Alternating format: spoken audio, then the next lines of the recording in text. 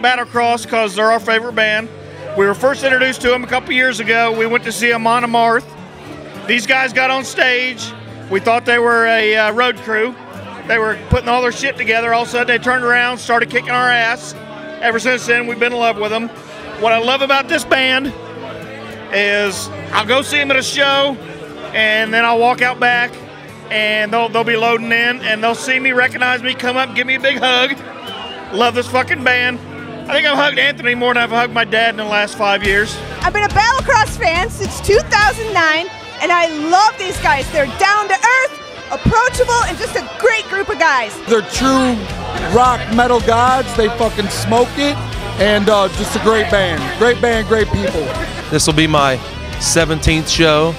Damn! 17th. I'm only middle ground compared to a lot of people. I'm here because fucking Battlecross is awesome. My flight sucked, and it took me about 12.5 hours to fucking get here. But I'm here because they're fucking cool. They're just some of the greatest guys I've ever ran into that are in a national band. I'm John Balancer, and I'm the biggest motherfucking goddamn motherfucker Battlecross fan in the whole wide world. Whoa! I am the nature boy of Battlecross. Whoa!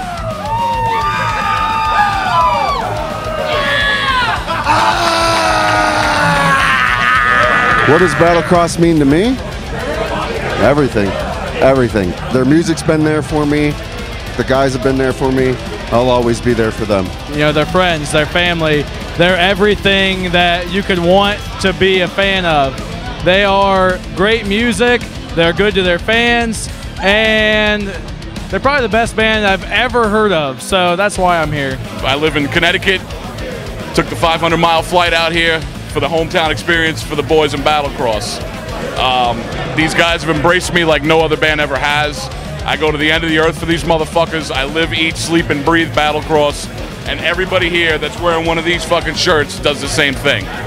We started to be a few years ago, the Battlecross Fans Unite page, and honestly, these guys, there's no guys more deserving of having a fan following like we have for them.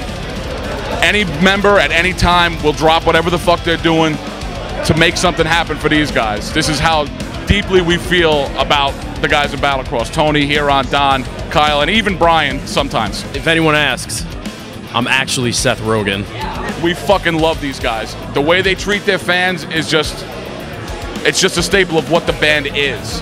They're hardworking motherfuckers, do anything they can for the boys, whether it's 5 guys in a room or it's 5,000 guys in a room. You're getting 110% of Battlecross every fucking night.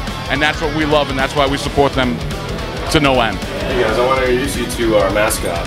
This is Choicey Spiggins. He's done well by us. If you want a pet, it costs $5 at the merch booth. Choicey Spiggins. What motivates you more? The amount of fans that just absolutely can do no wrong, or gaining a bigger, more popular fan base throughout the industry? I think that's where you grow the fan base, is when you have the diehards, and that slowly just spreads. Look at all the bands that have been successful, Pantera, you know, Metallica, Slayer, like all those bands have had diehard fucking fans. I have all of them tattooed on me. Yeah. So including you, motherfucker. And that all came from just being loyal to the fans, and the fans being loyal back. And that just grows with it, you know? It's like, I'd rather be the band that slowly gains these loyal fucking fans than just being a one-hit wonder with a fucking shit ton of fans that liked one song, and that's it, you know? Yeah, and an image or something that wasn't music. Yeah. To me, that shows longevity. When you have people loyal and diehard, they're in it for life. You guys have always prided yourself on being a band of the people. You're out there talking with us, hanging with us, drinking with us, shooting the shit. And you've always proven to be the working class man's fucking band. I mean, that's one of the best things that I love about you guys. You're always fucking rocking and rolling. We were fans before we were musicians. Correct. That's why it's easy to relate, to go out and talk to people. Because what did you want? What did everyone want? I want to talk to my favorite musician. Fucking A. You know my favorite band is Squar. To hang out with Brocky, smoke cigarettes with him, and to have him hang out with us, listening to Slayer, smoking things. We don't forget our roots and where we come from and our fans, and for doing it for this long and we're still out there talking to the fans and being out there. And I mean, I don't see that changing with us, and I definitely, if there's obviously more ways to do things to bring more people in or interact more, yeah, like absolutely, like, you know, the fans are important. That's why we're here. That's what keeps us going. To me, that's where the success of this band has come from, is being personable with the fans and having that relationship. I mean, the BFU is a prime example of that. I think it's incredible that you guys started BFU and really made something. You did it yourselves. We didn't have to.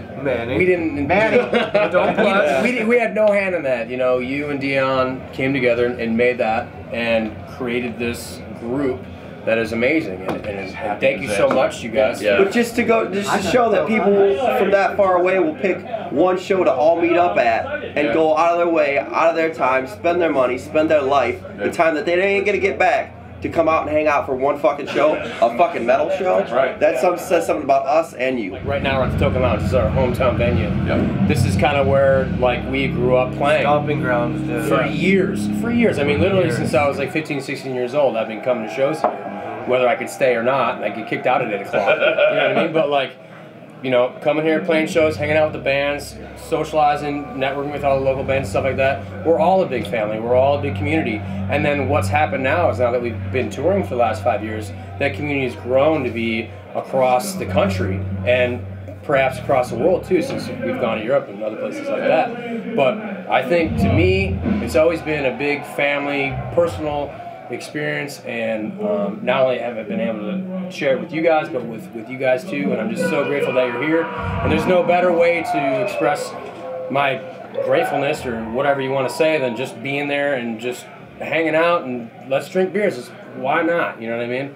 So that's the way I look at it. The correlation between drumming and bass specifically is probably one of the most important connections you can make in the band. So I think the fact that he's a very active bass player, but it's also very heavy, and I love the fact that it's finger driven over pick, because I've always been partial to that. I think you can do a lot more cool rhythmic stuff, and there's a lot of that going on. Makes my job both more fun and more difficult. But it's a trust thing, man. It's rhythm section. Team rhythm section, dude. You have to trust him. He has to trust you. If shit goes haywire, you have to go, okay, we can figure this out in a split second, and you usually do. Right. It's just a trust thing. Yep, playing with him has been great. Playing with all these guys has been great, you know. And like I said, going back to the previous question, it's the musicianship. It's really, you know, I think that sustains the band as much as it is being loyal to the fans and stuff like that. So, hey Brian, could you do me a favor? Just don't spontaneously combust on us. Because I want to keep you around.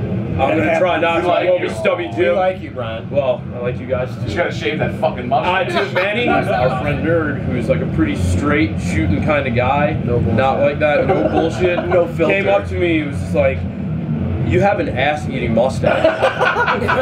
Cool. Yeah. I'm glad we went through the symbiotic relationship between bass player and drummer to eating ass. When it comes to writing, do you guys just write separate parts when you're doing your writing? Oh, and yours is well done. I know you do quite a bit of writing yourself. Do you guys just write, come together and say, here's what I got, and then feed off of each other? Or you're like, here's what I got, this is what we're going to do? It's a combination, man, honestly. Yeah. Sometimes we come up with some riffs and we'll share it with each other. Sometimes we'll write kind of whole songs as a demo and then send it to each other and see what we think, get some feedback. When we wrote our first album, Pursuit of Honor, a lot of that was done together in a room. We all sat down together, we jammed out, and came up with some shit. And it was a banging your head against the wall experience, because you're trying to figure stuff out on the spot, and you're trying everything 300 times, and you're hitting record, and you listen back and you say that sucks, do it better next time. Well, if you're sitting in, you know, at home at your computer working on some riffs, you have all the time in the world to work on it, and then you can share it. You can say, hey, I finally came up with something that I really like. What do you think? Yeah. And then you can build off that. Something inspiring, something that really gets it going, something that you can base a song around. And for me, that's how I feel like is the best way for me to write. Yeah, so you had far more time during Push-Pull, Pursuit of Honor, to write and like polish that. Years to write. But like for War of Will and Rise to Power, it was like we pretty much had to write on the go. Like what little time we had, it was sit down and just start thinking of stuff. Yep. Most of them were written on the road, and actually Rise to Power is written in the studio, in the fucking studio. Like we had rough ideas, and like, yeah, that's what I got, man.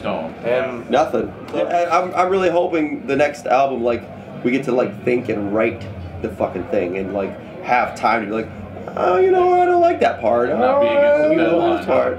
And just fuck anyone that says that we don't have time. Yeah, That's what I'm saying. Yeah, Boom. That's recorded. I'm just, Huron said it. I back him up. We have time. We all back that up. No one's gonna pressure us to do anything. I'm not fucking rushing this next one. You want. We're gonna fucking. We're not take our Russian. time. We're American.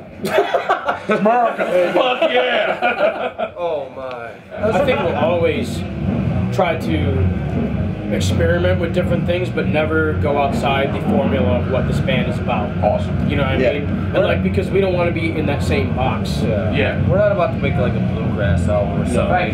You know what to expect from Battlecross? We want kick-ass. But it might be something a little different. We're not gonna write the same song twice. Whatever the product's going to be is ultimately going to be different. You know, just because of where I'm coming from and the way we gel together as musicians now. It's, you know what I mean? Absolutely. And it would have been different with any other drummer. So I think the product that'll come out will be, like he said, similar to the Roots. We're going to keep the structure, because why wouldn't you? It's a formula that works, and it's Start the music. with guitars. Yeah, and it's the music we like to play. So why wouldn't you do that? You know what I mean? It has to be self-satisfactory as well. You know, and I think one of the things that I most respect about playing in the band is the musicianship and the level of musicianship. Oh yeah. You know, and I think that, touching on everything that you've asked so far, one of the things that sustains the band is the live performance. You know, I think people still like to go out and see that they get their money's worth with that stuff, you know? And especially, you know, if it is the working man's band, which I totally agree with, you know, that's hard-earned money, so you want to get your money's worth, and we love doing that, you know? Anyway, we're Battlecross. Thank you guys so fucking much. Later. Thank you, man. Thank you. Thank you, Nate. Thank you, Nate. Well, Thank you, Manny. you Thank you guys. guys. Nate.